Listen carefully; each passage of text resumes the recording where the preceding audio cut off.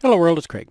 This is the third video on this platform, and I think everything is pretty much finished. So this is going to be the last one that's specifically about this SDK-85 Plus board.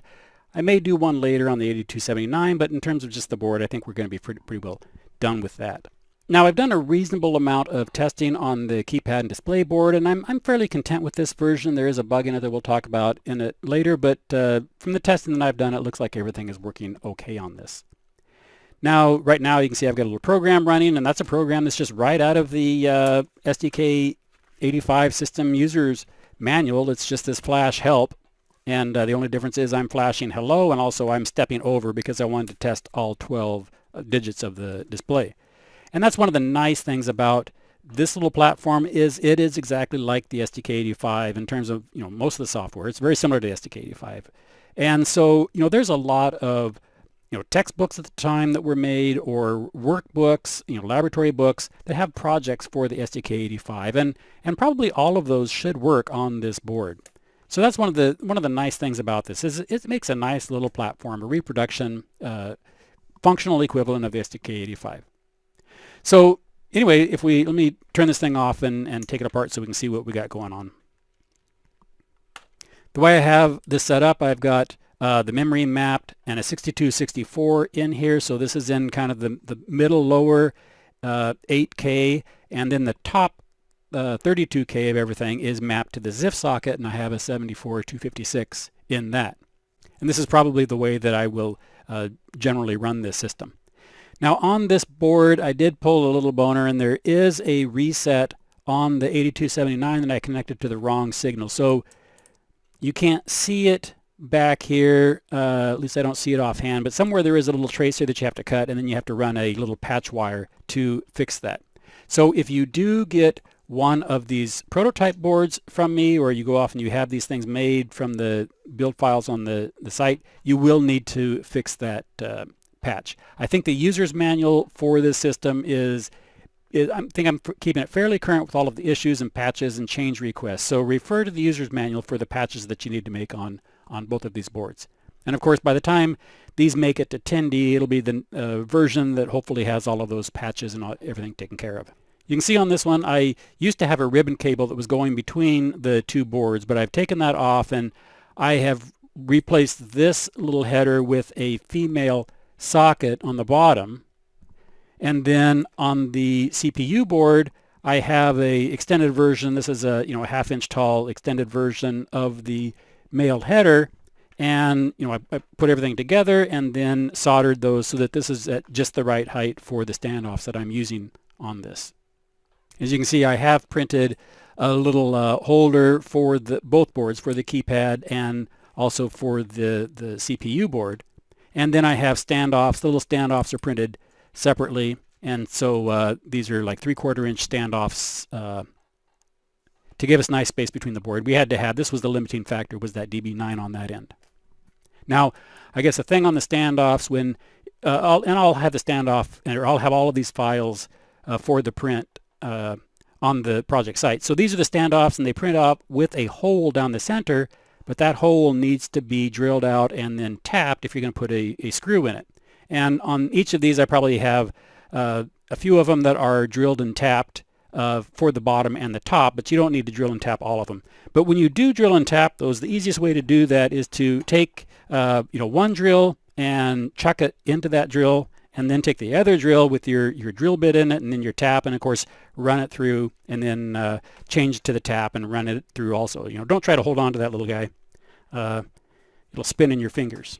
Now the bottom one is printed with a little recess here, so you can use a flathead screw on that. That allows this to be printed with this side down on the platen, because that taper prints okay. And then on the top one, I also printed with this on the platen, and then put the standoffs in later. And here I have room for a nice little socket head cap screw. So when this is assembled, it's a nice little bit of kit.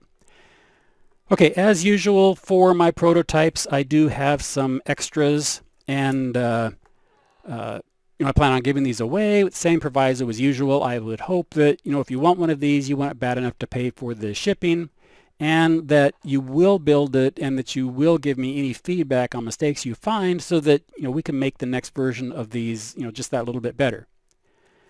A note about the keys on this. These are just standard Cherry MX type keys, and just the standard keycaps that you can have made. And actually, while I'm thinking about it, these are actually the Kale keys. So my son had a bunch of these, and they were the ones I used for the first of it, and they have a real nice click. I like that little clicky feel. It reminds me a lot of the original SDK. So those are the KL keys. If you do use the KL keys, you will want to print out a little jig, because the KL keys are loose in the socket because they do not have the little nibbons on the side for alignment. So this is a KL key. The white one here is a KL key, and you can see that it rotates back and forth. This black one is a Cherry key, and the Cherry key has those two little nubbins here you can see on the back, and so those are perfectly aligned in there. This won't twist at all. So you don't need to print this out if you're using the Cherry keys, only if you're using the Kales. Now in terms of alignment, I also have a little jig that I made for the transistors, so you can get all of those in nice rows and columns and at the same height. So I'll have that build the step file for both of those on the website, as well as all of the holders and the standoffs and all that business. Now I do have some of these keycaps on my Tindy site, and they're just UV printed. I had these made by WSD Keyboards, and I can't imagine ever using this keypad enough in my lifetime anyway to wear off the graphics. But they're not that expensive. If I ever do wear these off, I can have keys made again. So you can go over to their site. I think it's just WSD Keyboards, and create your own key set. Or, as I said, I have some of these keycaps on Tindy that you can buy.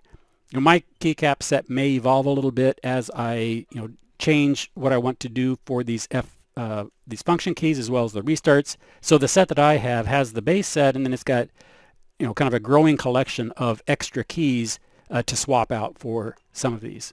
Now, I think I have the monitor, the resident monitor, Intel's original resident monitor for this. I think I have that completed, and I haven't come across any bugs in that. Nobody's told me about any bugs in it. So if you can't program the 8755, then I also have 8755s on my Tindy site that you can buy, and I'll program it for you. But I think it would be great if you could build your own programmer so that you can program 8755s. Now, sometime I'm going to make a set of utilities for this that we will put in the expansion 8755, but I haven't gotten around to that. Things like for uploading Intel hex files or downloading Intel hex files, and those kinds of utilities I'll put in that expansion one. I think that's it. So if you want one of these prototypes, leave a comment below to save your place in the queue, and then email me so we can sort out reimbursing me for postage. And now that I think about it, if you're going to get an 8755, or if you're going to get a keycap set from me for this, let me know. So go ahead and leave your comment below, and then email me and tell me you're going to get one of those too. And then when you get those through Tindy, I can just drop one of these in the box because shipping will already be taken care of by Tindy. So maybe that's an easier way to get one of these if you're going to get one of those already, a keycap set or an 8755 that's pre-programmed. Okay, well, I think that's it for this project. I have really enjoyed building this SDK-85, and it's just a fun platform to play with. So thanks for watching this video, and many happy days playing with your SDK-85 system. Talk to you later. Bye-bye.